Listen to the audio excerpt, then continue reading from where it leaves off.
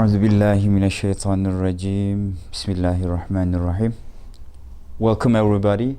We will be having a short night lesson on Rumi, on Rumi's life, on Rumi's works, and we will be sharing a fable, a story from his Mathnawi, inshallah.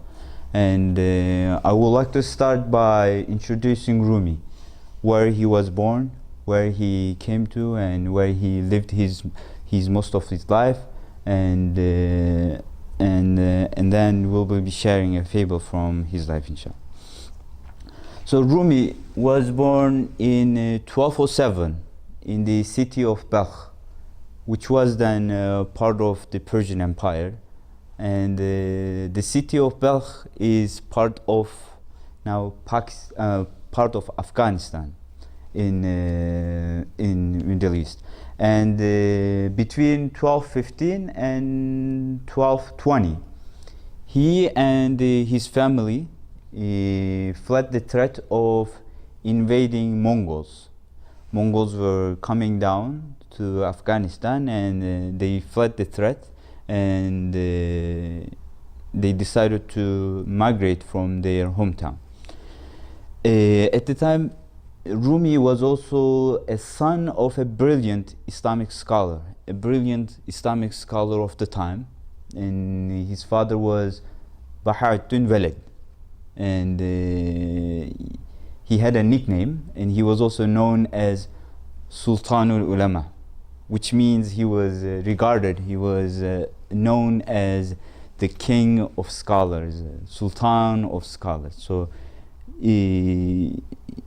So he was a son of a very brilliant Islamic scholar of the time. So Rumi, from his childhood, had been educated by his father. He took lessons from his father in his madrasas, in his classes, and he continued his education with other scholars, with other prominent scholars of the time.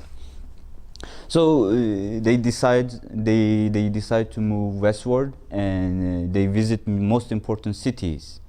During this journey, they visit Nishabur, they go to Mecca and Medina for pilgrimage, and they also go to important cities of the time like Damascus, Baghdad. They go to Malatya, they come to Nide, Nevşehir, and they finally come to Karaman. And during this journey, Rumi also met one of the most famous mystic poets, Persian poets, known as Fahrettin Attar, and he has a famous book known as Esrarname. Now Attar sees Rumi and his father Sultanul Ulema, and at the time Attar immediately recognized Rumi's intelligence. And he sees his father walking ahead of his son. So the father, Sultan Ulema, is walking ahead of his son, and Attar says, here comes a sea followed by an ocean. What does he mean? Here comes a sea. Sea is his father, Sultan Ulema, and followed by an ocean. An ocean, he's referring back to Rumi. He believes at the time that Rumi will be a great scholar, even bigger than his father. So he goes back to Sultanul Ulema, Bahauddin Veled, and ocean, he refers back to Rumi, and he recognized that Rumi will be even a greater scholar when he grows up. And during this meeting, he gives his famous book Esrarname as a gift to Rumi. And this is an important book in Sufi tradition, because it talks about the entanglement of the spirit, entanglement of the soul in the material world. And we know that this meeting had a deep influential impact on Rumi. And back then Rumi was only 18. So when he starts writing the book of Mathnawi, he will draw upon this experience again. So, throughout his lifetime, Rumi enjoyed especially good relations with people of diverse social, cultural, and religious backgrounds. He had followers from different backgrounds, and he always addressed them. He always addressed humanity as a whole. He didn't want to make distinction. So he said, I don't distinguish between the relative and the strange. So I don't make a distinction between who's relative and who's strange. They're all the same for me. So even after his death of his father, he goes to get his education in prominent cities, and he comes back to Konya, and he starts giving lectures to his followers in Konya. And at the time, before his meeting with Shams, he was a prominent Islamic scholar, regular prominent Islamic scholar. He's very well known in the science of fiqh, hadith, tafsir, and other Islamic sciences. But in 1244, a strange event occurs. So this event actually changes Rumi's life. And what happens in this event? A wandering mystic known as Shamseddin Tabrizi. He comes from Iran, and he comes to visit Rumi in the city of Konya. And from then on, Shams began to have a powerful influence on Rumi and on Rumi's understanding of the world, Rumi's understanding of religion. And actually, Rumi loses himself. He loses himself in a world of mystical conversation with Shams. And from this meeting, Shams becomes one of the most profound influences on Rumi's life. And near the end of his life, Rumi started writing his Mathnawi, and he focused on his greatest achievement, Mathnawi. And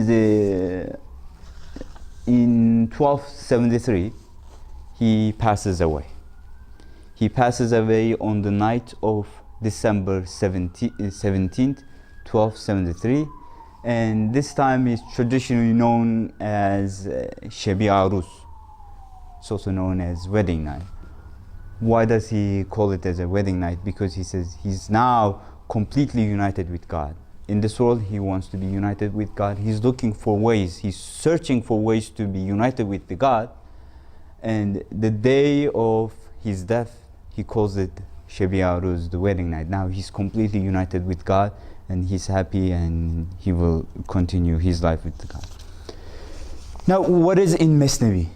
What do we have in Mathnawi? Why is Mathnawi so special? Why is it famous in the West and in the East? Because there are so many fables, there are so many short stories, and these short stories, these fables are very important. And fables are traditionally known as short stories. They have talking animals as the main characters. When we look at these animals have all the shortcomings of people. These animals get themselves in all kinds of trouble.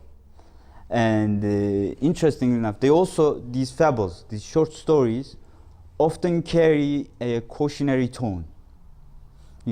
These fables, these short stories, at the end, they want to convey a moral lesson. They have a special message behind each story, and they want to convey a moral lesson.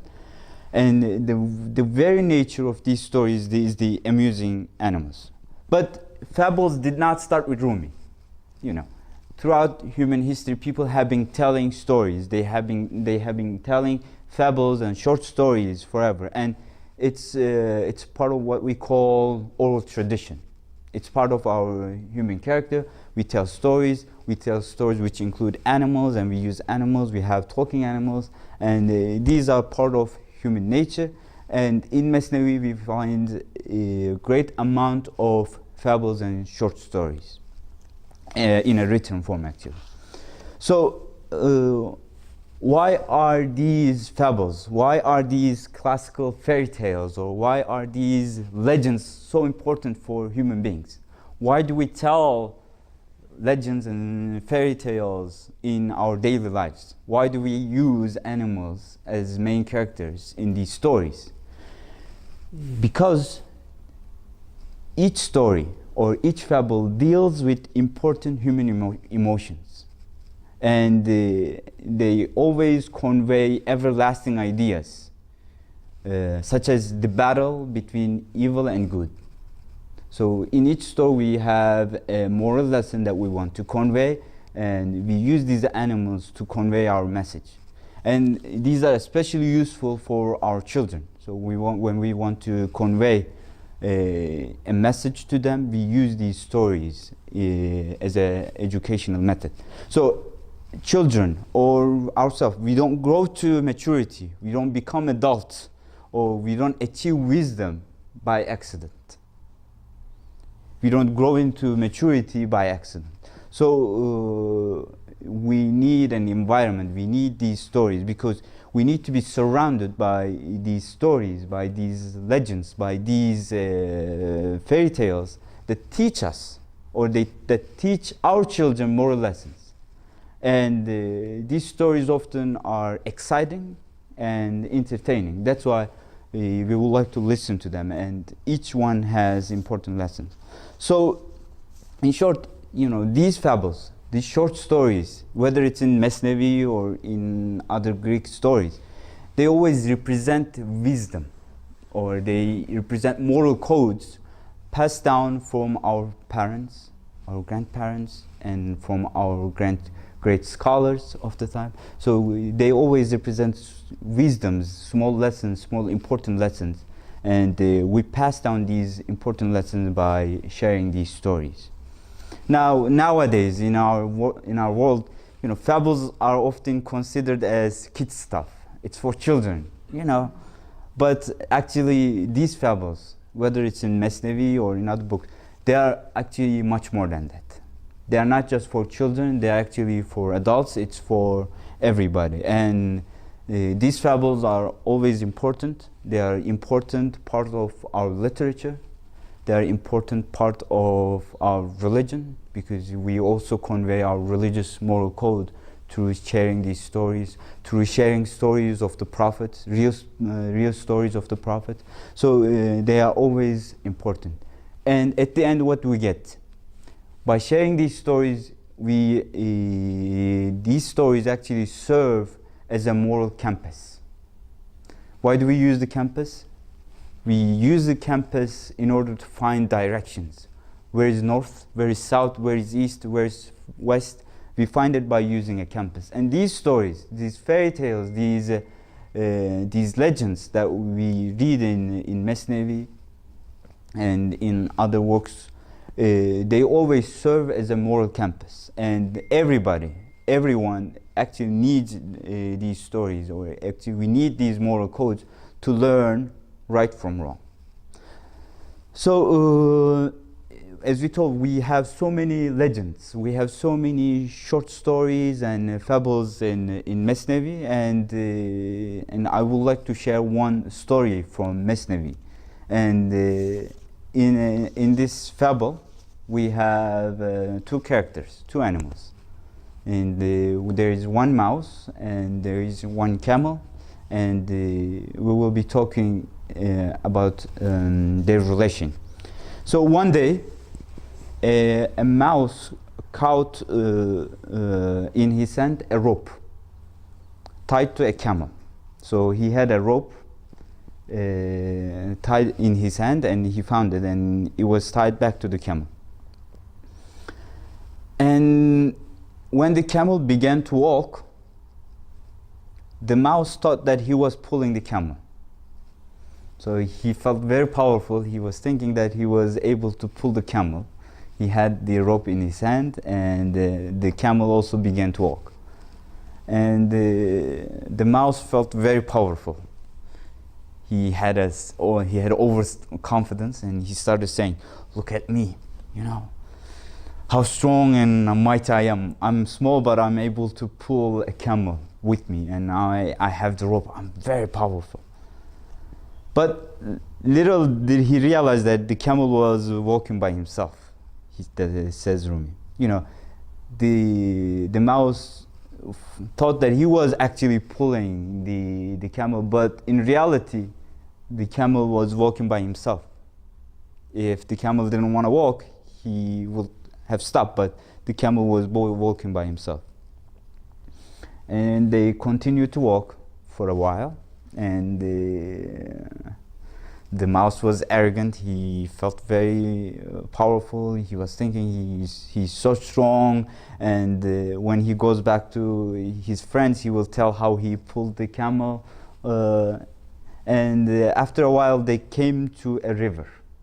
They arrived at a river, and at that point, when he saw the river, the mouse came to a stop. He stopped. The camel was not talking until that moment, and he started talking. The camel said, "Oh, why have you stopped, brother mouse?" He said. "Keep leading on me, because you're my guide." He started yelling at the mouse. "Why did you stop? Why did you stop at the river? Go on, please carry on. Let's cross the river." And the mouse was looking at the river. No, he knew that the river would be dangerous for him, and he said, "Oh, this is a deep river. I'm afraid if I go in, I will drown, and I'd rather not go in." And after that, the camel started smiling. He said, "Oh, let me see how deep it is," he said, the camel, and he stepped into the water. He stepped into the water. The mouse was waiting on the side. He was looking at the camel. And when the camel went into the river, he said, "Oh, it only comes up to my knee. The water only comes up to my knee. So there's nothing to worry. Come on. Please go on. Come with me." And of course, the mouse is very small, so he knew that if he goes into the water, he will get drowned, he will die. And the mouse, of course, couldn't cross the river on his own. And he said, "Oh, great camel, I made a mistake.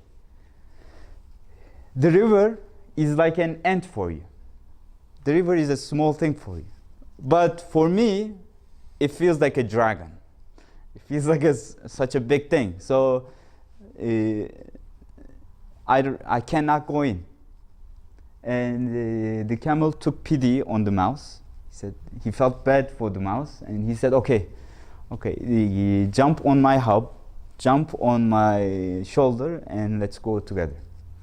And I could carry you across the river." And he gave a lesson: don't be as stubborn next time. So don't think like you're such a big thing next to me again. And he gave a lesson on the mouse. And Rumi continues. So the style of Rumi in his Mathnawi is this: he shares a story.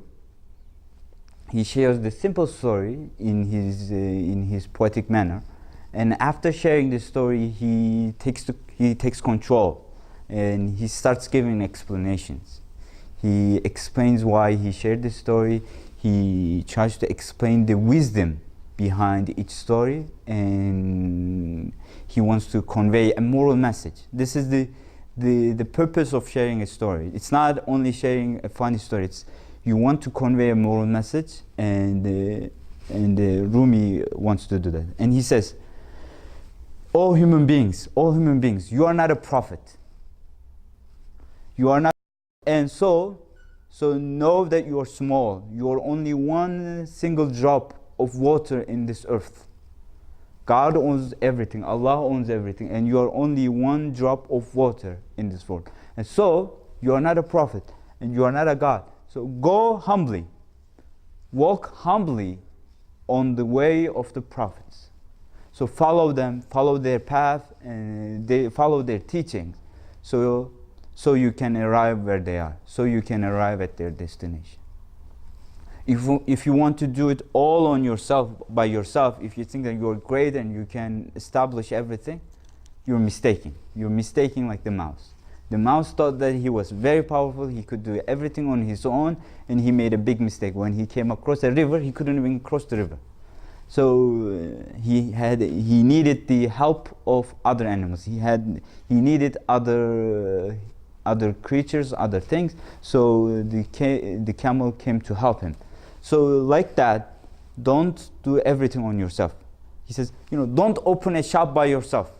If you don't know how to run a business, if you don't know how to run a store, a business store, don't open it by yourself. Ask for others, get help from them, and cooperate with them.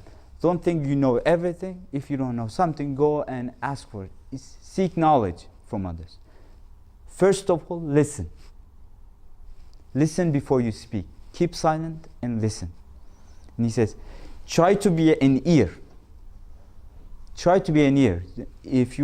Before you become a mouth, before you become somebody who talks, try to be an ear. Try to learn from others. And if you start speaking, if you want to speak, ask for help. Ask for explanation. Ask for reason. So in this story, we have two characters, two animals. So we have the mouse and the camel. And Rumi uses mouse as a symbol. Mouse is a symbol of a person who is arrogant. Is a symbol of a person who feels superior to other human beings. And we have the camel. And the camel is a representation. Camel is a symbol of a person who is patient, who has the patience, who is experienced, who is skillful. He's a complete human being. So, Rumi goes on, when there is high level of egoism, when there is high level of arrogance, and when there is high level of self-confidence, we lose the connection. We lose the connection with the super being. We lose the connection with Allah, with the God. And that's why egoism or overconfidence and arrogance are cancer, are the illness of the spiritual life. And when we look at arrogance, it's actually one of the basic character flaws among human beings. It's one of the dark personality traits. But as a human beings, we all have the potential for arrogant tendencies. We have the potential for being arrogant in our lives. And that's why Rumi wants to convey and he wants to teach us that we all have the potential for arrogant tendencies. We need to learn from our masters. We need to learn from our Sufi masters how to keep our tendencies, how to keep our arrogant tendencies down. And so what is arrogance actually? Arrogance actually is bringing yourself up. You bring yourself up, you feel superior to others. It can be publicly or it can be inside your brain. And it also involves putting other people down. So while you bring yourself up, you try to see other people down. So you often focus on others' mistakes. You often focus on your good qualities. Even if you meet somebody who has 99 good qualities and one mistake, if you're arrogant, you always focus on the one mistake, one bad quality, and you often forget and disregard the 99 qualities. But if you're a humble person, and if you feel humble in your life, if somebody has 99 bad qualities and one good quality, you overlook at the 99 bad qualities and you focus your attention on the one good quality. When you talk about the person, you talk about the good quality. You forget about the bad quality. And this is the difference between the being arrogant and humble. So the basic idea of being arrogant is, to get others to see you as special, as somebody who is perfect, who has no mistakes, flawless. And you also want to divert attention from your weaknesses, from your ordinary imperfection and weaknesses and failings. So, and when you are arrogant, the favorite subject is you. You always want to be the center of attention. You want everybody's attention. You want all eyes to be on you, all conversation on you, and you want everyone to agree with you. When you say something, you want everybody to be on your page. And when you share a story from your life, you want your story to be the best story in that meeting. And you want to be in charge of everything. You want to control everything. And whenever you are not in charge of something, you start criticizing other people. And this is the clues. These are the signs of being an arrogant person. And they have hard time. So if you are arrogant, they have hard time on self-reflection, because they are always perfect. They never see their mistakes. And when somebody starts pointing at their mistakes, they get angry, they start yelling, and they never appreciate other people pointing at their mistakes. And in reality, they might have no real friends actually, because it's difficult to become a friend, or it's difficult to be a friend to somebody who doesn't seem to need who doesn't seem to need others. So if somebody is arrogant, he's perfect, he doesn't need others, and it is difficult to be friends with these people. And they always want things to go on their way, to be done on their way. Why is it?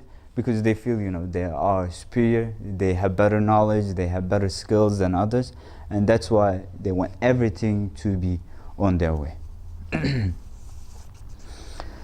But I think at this time we have to make a distinction between being confident and being arrogant, because alhamdulillah, there's a great gift of being confident as well. It's a great gift in being a confident business owner, being a confident scholar, being a confident person. Because when you are confident, when you have confidence in yourself, it opens doors. You can build trust. You can build better relationships with your clients, with your students, with your neighbors. But the moment you step over the line, the moment you allow your confidence to turn into arrogance, actually it's the moment where you single-handedly destroy your reputation. So actually there's a very thin line between arrogance and confidence. So this is a point where we have to keep in mind. And there are so many verses, there are so many teachings of the Prophet where he talks about arrogance, and فَلَا تُزَكُّوا أَنفُسَكُمْ هُوَ أَعْلَمُ بِمَنِ اتَّقَى. Don't brag about yourself. When you're with other people, don't talk about yourself in an arrogant way. Don't brag yourself. هُوَ أَعْلَمُ بِمَنِ اتَّقَى. Who? Allah. Allah already knows who has the fear. Allah already knows who has better fear, better love for Allah. We have so many verses from Quran again. وَلَا تُسَعِّرْ حَدَّكَ لِلنَّاسِ وَلَا تَمْشِ فِي الْأَرْضِ مَرَحًا. When you walk, when you are among people, don't turn away from people. Don't turn away from sick people. Don't turn away from poor people. Interact with them. Talk to them. And وَلَا تَمْشِ فِي الْأَرْضِ مَرَحًا. Don't walk on the earth with arrogance. When you are walking, walk humbly, and know that you are a human being and you are not superior to other human beings. And this is a key point that we have to keep in mind. And there are so many hadiths as well about showing humility, showing respect for other human beings. وَمَنْ تَوَاضَعَ رَفَعُهُ اللَّهُ وَمَنْ تَكَبَّرَ وَضَعَهُ اللَّهُ. Whoever shows humility, whoever is humble among human beings, رَفَعُهُ اللَّهُ. Allah will raise his level. He will put him among the the Prophet, He will put him among the loved ones. And وَمَنْ تَكَبَّرَ, whoever shows arrogance, whoever acts like he knows everything, and وَضَعَهُ, Allah will put him down. Allah will put him with أَسْفَلِ سَافِلِينَ, with those who are the lowest. And so these are the basic teachings that we get from a single story. We shared a small story from Rumi, and in this story, you know, we had a mouse and a camel, and by reading these stories, we get these moral codes, moral teachings, and that's why sharing these stories, sharing these fables with our children, with our friends, is very powerful. And these stories actually stick in our minds. And when we remember these stories, we use them as a moral compass in our daily lives. And that's why reading these stories from Mathnawi is very important for us. And I would like to thank everybody for coming to this meeting, and we will end our session with another Ney recital from our Neyzen Hamza Kas.